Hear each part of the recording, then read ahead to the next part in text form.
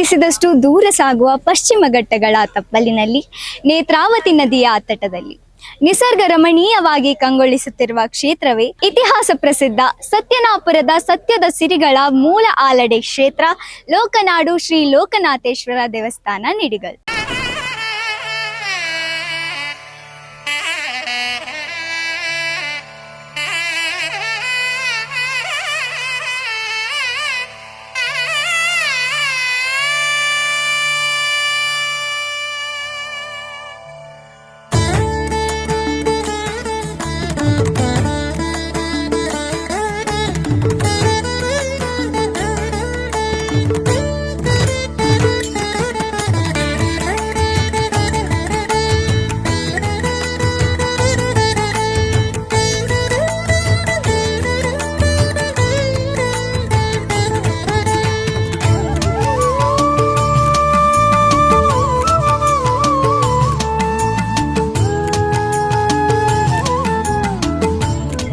ಸೌಂದರ್ಯದ ಮಧ್ಯೆ ತನ್ನ ಕಾರ್ಣಿಕವನ್ನು ಮೆರೆಯುತ್ತಿರುವ ಈ ಕ್ಷೇತ್ರವೆಂದರೆ ಸಹಸ್ರಾರು ಭಕ್ತರಿಗೆ ಭಯಭಕ್ತಿ ಇದೆ.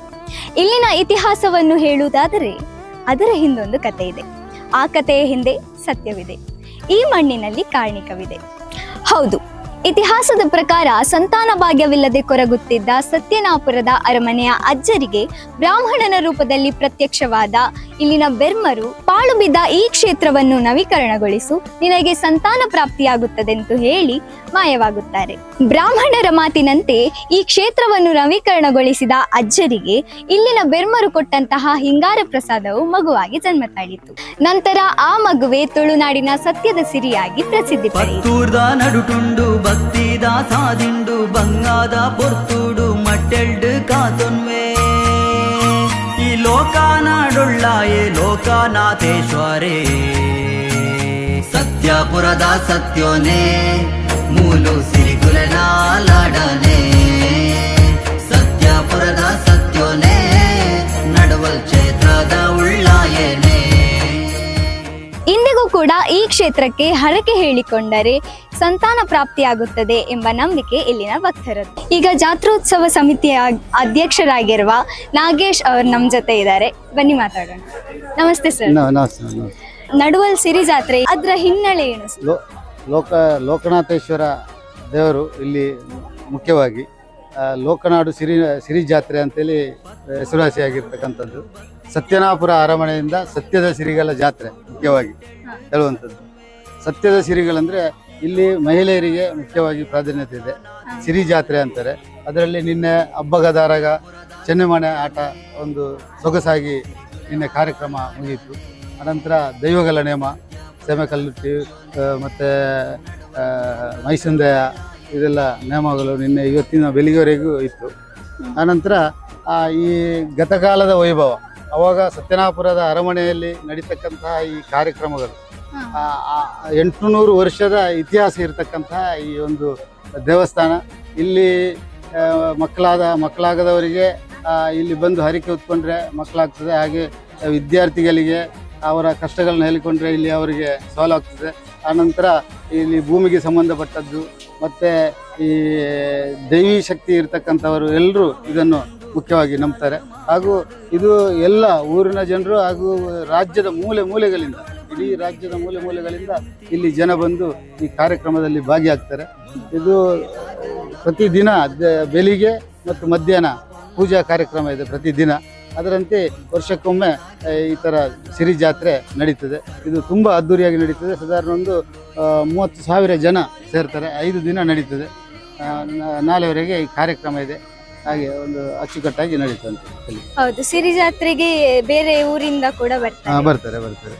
ಯಾವ ಊರಿಂದೆಲ್ಲ ಬರ್ತಾರೆ? ಸಾಧಾರಣ ಈಗ ಕೊಟ್ಟಿಗೆರೆ, ಚಿಕ್ಕಮಗಳೂರು, ಮತ್ತು ಮೂಡಿಗೆರೆ, ಆನಂತರ ಕೊಡಗು, ಸುಳ್ಯ, ಮತ್ತು ಈ ಕಡೆ ದಕ್ಷಿಣ ಕನ್ನಡದ ಎಲ್ಲ ಮೂಲೆಗಳಿಂದನೂ ಜನ ಬರ್ತಾರೆ. ಹೌದು, ಎಲ್ಲ ತಾಲೂಕಿಂದನೂ ದಕ್ಷಿಣ ಕನ್ನಡ ಜಿಲ್ಲೆಯಿಂದ ಜನ ಬರ್ತಾರೆ. ಹಾಗೂ ಪ್ರತಿದಿನವೂ ಬರ್ತಾರೆ. ಈ ಜಾತ್ರೆ ಅಲ್ಲದೆ ಬರಲಿಕ್ಕೆ ಆಗದವರು ಜಾತ್ರೆ ಮುಂಚಿತವಾಗಿ ಬಂದು ಇಲ್ಲಿ ಹರಕೆ ಕಾಣಿಕೆ ಒಪ್ಪಿಸಿ ಹೋಗ್ತಾರೆ. ಹಾಗೆ ಇಲ್ಲಿ ತುಂಬ ಈ ಕ್ಷೇತ್ರಕ್ಕೆ ಭಕ್ತಾದಿಗಳಿದ್ದಾರೆ. ಇಲ್ಲಿ ಲೋಕನಾಡು ಅಂದರೆ ಪ್ರಪಂಚ, ಲೋಕ ಅಂದರೆ ಪ್ರಪಂಚ. ತುಳುವಲ್ಲಿ ಲೋಕ ಅಂದರೆ ಪ್ರಪಂಚ ಅಂತ ಬರ್ತದೆ. ಪ್ರಪಂಚದಲ್ಲಿ ಯಾವುದೇ ಮೂಲೆಯಲ್ಲಿ ಇದ್ದುಕೊಂಡು ಈ ದೇವರ ಒಂದು ದೇವರ ಮುಂದೆ ಪ್ರಾರ್ಥನೆ ಮಾಡಿಕೊಂಡ್ರೆ ಅವರ ಕಷ್ಟಗಳು ನಿವಾರಣೆ ಆಗುತ್ತೆ. ಅವರು ಏನು ಅವರಲ್ಲಿ ಮಾಡಬೇಕು ಕಾರ್ಯಗಳು, ಮನೆ ಕಟ್ಟೋದಾಗಲಿ, ಭೂಮಿ ತೆಗೆಯೋದಾಗಲಿ, ಈ ವಾಹನ ಖರೀದಿ ಮಾಡೋದಾಗಲಿ, ಅವ್ರೇನು ಪ್ರಾರ್ಥನೆ ಮಾಡ್ಕೋತಾರೆ ಅದು ನೆರವೇರುತ್ತದೆ ಅಂತ ಇಲ್ಲಿಯ ಪ್ರತೀತಿ. ಈ ಕ್ಷೇತ್ರದಲ್ಲಿ ನಾಗಪೂಜೆ ಇದೆಯಲ್ಲ, ಹೌದು. ಅದರ ಹಿನ್ನೆಲೆ ಏನು? ಅದು ದರ್ಶನದಲ್ಲಿ ಸೇವೆ ಕೊಡ್ತಕ್ಕಂಥದ್ದು. ಅದು ನಾಗದರ್ಶನದಲ್ಲಿ ಸೇವೆ ಕೊಟ್ಟು ಅದನ್ನು ನೋಡಿದ್ರೇನೆ ಅವರ ಕಷ್ಟಗಳು ನಿವಾರಣೆ ಆಗುತ್ತೆ ಅನ್ನುವಂಥದ್ದು ಪ್ರತೀತಿ. ಅಂದರೆ ಮೊದಲಿಂದಲೂ ಅದು ನಡ್ಕೊಂಡು ಬಂದಂಥದ್ದು. 800 ವರ್ಷದ ಹಿಂದೆಯಿಂದಲೂ ಬಂದಿದೆ. ಅದು ಆ ನಂತರ ಅದು ಎಷ್ಟು ವರ್ಷ ಇತ್ತು ಅಂತ ಅನ್ನುವಂಥದ್ದು ಇಲ್ಲ. ಈಗ ಸತ್ಯನಾಪುರ ಅಂದರೆ ಇಲ್ಲಿಂದ ಒಂದು 2 ಕಿಲೋಮೀಟರ್ ಒಳಗಡೆ ಇದೆ. ಅದೀಗ ಅಂಡರ್ ಫಾರೆಸ್ಟ್ ಇದೆ.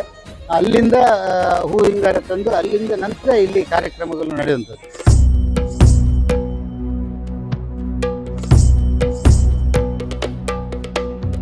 ಶಿವಾಭರಣಂ ಘೋರರೂಪಂ ಪಂಚ ಇಂದ್ರಿಯತಾರಕಂ ಶಿವಾಭರಣಂ ಘೋರರೂಪಂ ಪಂಚ ಇಂದ್ರಿಯತಾರಕಂ ನಿತ್ಯಂ ಜಾಗ್ರಸ್ಥಿತೆ ನಿಷ್ಠಂ ನಾಗನಾಗಂ ಆಶ್ರಯೇಹಂ ನಿತ್ಯಂ ಜಾಗ್ರಸ್ಥಿತೆ ನಿಷ್ಠಂ ನಾಗನಾಗಂ ಆಶ್ರಯೇಹಂ.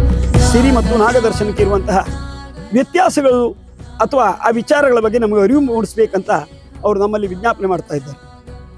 ಸಿರಿ ಪ್ರಧಾನವಾಗಿ ಪರಂಪರೆ, ಮನೆತನಕ್ಕೆ ಒಳಪಟ್ಟಂತಹ ಶಕ್ತಿ,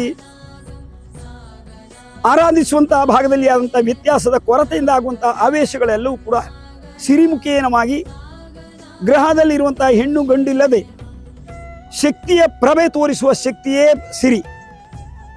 ಆದರೆ ನಾಗಾರಾಧನೆ ಅಂದರೆ ಒಂದು ಬ್ರಹ್ಮ ಸಂಸ್ಕಾರ ಇರುವಂಥ ವರ್ಗಕ್ಕೆ ಆವೇಶವಾಗುವಂಥ ಒಂದು ಶಕ್ತಿ. ಆ ಮುಖೇನವಾಗಿ ಪರಿಶುದ್ಧ ರೀತಿ ನೀತಿ ನಿಯಮಗಳನ್ನು ಉಳಿಸಿದಾಗ ಮಾತ್ರ ನಾಗನ ಆವೇಶ, ಆ ಸಾನ್ನಿಧ್ಯದ ಆವೇಶ ಬಂದ ಕ್ಷಣ ಆವೇಶ ಬಂದಂತಹ ಪಾತ್ರಧಾರಿಯೂ ಕೂಡ ಪರಿಶುದ್ಧವಾಗಿರಬೇಕು. ಆತನ ನಿಯಮ ನಿರ್ಣಯ ಜೀವನ ಇದೆಲ್ಲ ಶೈಲಿಯಲ್ಲೂ ಕೂಡ ಪರಿಶುದ್ಧತೆಗೆ ಗಮನ ಹರಿಸುವುದರೊಂದಿಗೆ ತನ್ನದಂಥ ಒಂದು ಐಚ್ಛಿಕವಾದಂತಹ ಶಕ್ತಿಯಿಂದ ಅನುಷ್ಠಾನಬದ್ಧನಾಗಿ ನಡೆದಾಗ ಮಾತ್ರ ನಾಗ ಸಿದ್ಧಿಯಾಗಿ ನಾಗನ ಅನುಗ್ರಹಗಳು ಜನರಿಗೆ ಪ್ರಾಪ್ತಿಯಾಗ್ತದೆ. ಆದರೆ ಸಿರಿ ವ್ಯವಸ್ಥೆಗೆ ಕುಂದುಕೊರತೆ ಆಗದ ರೀತಿಯಲ್ಲಿ ಸ್ತ್ರೀಯನ್ನು ಪ್ರಧಾನವಾಗಿ ಬಿಂಬಿಸುವ ನಿಟ್ಟಿನಲ್ಲಿ ಹಿಂದೆ ಹಿರಿಯರು ಸ್ತ್ರೀಗೆ ಇಟ್ಟಂತಹ ಸ್ಥಾನಮಾನದ ಕೊರತೆಯಿಂದ ಆದಂತಹ ಅಪಮಾನಗಳ ಪರಿಹಾರಕ್ಕೋಸ್ಕರವಾಗಿ ಶಕ್ತಿ ದೇವತೆಗಳು ಸ್ತ್ರೀಯ ಮುಖೇನವಾಗಿ ಸಿರಿ ಮುಖೇನವಾಗಿ ಆವೇಶವಾಗಿ ಮಾರ್ಗದರ್ಶನ ಕೊಟ್ಟು ಸ್ತ್ರೀ ಉಳಿವಿಗಾಗಿ ಮಾಡುವ ಶಕ್ತಿಯ ಪ್ರಧಾನವಾದಂಥ ಒಂದು ಚೈತನ್ಯವೇ ಸಿರಿ. ಆ ಸಿರಿ ಶಕ್ತಿಯಿಂದ ಜೀವನದ ಉದ್ದಕ್ಕೂ ಕೂಡ ಎಲ್ಲ ಕುಟುಂಬಿಕರು ಅನುಗ್ರಹವನ್ನು ಕಂಡುಕೊಂಡಿದ್ದಾರೆ. ಇನ್ನಷ್ಟು ಅನುಗ್ರಹ ಕಾಣುವಂತಹ ಶಕ್ತಿ ಆ ಸಿರಿ ಈ ಸ್ಥಳದಲ್ಲಿ ನಿಂತು ಅನುಗ್ರಹಿಸ್ತಿ ಅಂತ ಪ್ರಾರ್ಥಿಸ್ತಾ ನನ್ನ ಈ 2 ಮಾತನ್ನು ಮುಗಿಸ್ತಾ ಇದ್ದೇನೆ.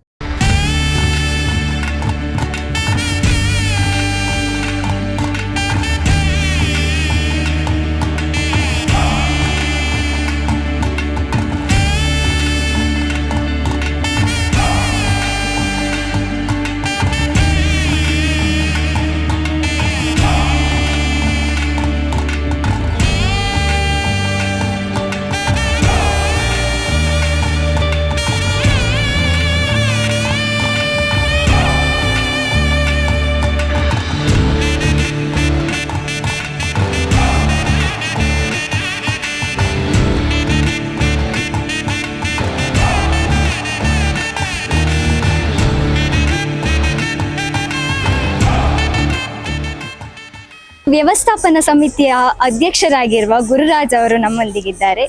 ಸರ್ ನಮಸ್ತೆ. ನಮಸ್ತೆ. ಈ ಸಿರಿಯ ಮೂಲ ಹಲಡೆ ಕ್ಷೇತ್ರದಲ್ಲಿ ನಾವು ಪ್ರಾಮುಖ್ಯವಾಗಿ ಬಲಿವಾಡು ಸೇವೆಯನ್ನು ಭಕ್ತಾದಿಗಳು ನಿರಂತರವಾಗಿ ಕೊಡ್ತಾ ಇದ್ದಾರೆ. ಈ ಬಲಿವಾಡು ಸೇವೆ ಅಂದರೆ 1 ಸೇರು ಹುರುಳಿ, 1 ಸೇರು ಹಕ್ಕಿ, ಮತ್ತು 2 ತೆಂಗಿನಕಾಯಿ, 1 ಹಾಳೆ ಹಿಂಗಾರ, ಮತ್ತು ಪುಂಡಿಪನವು ಅವರು ಮನೆಯಲ್ಲಿ ಈ ಮೂಲ ಹಾಲಡೆಗೆ ತೆಗೆದಿಟ್ಟಂತಹ ಪುಂಡಿಪನವನ್ನು ಕೂಡ ಇಲ್ಲಿ ಸಮರ್ಪಿಸ್ತಾರೆ.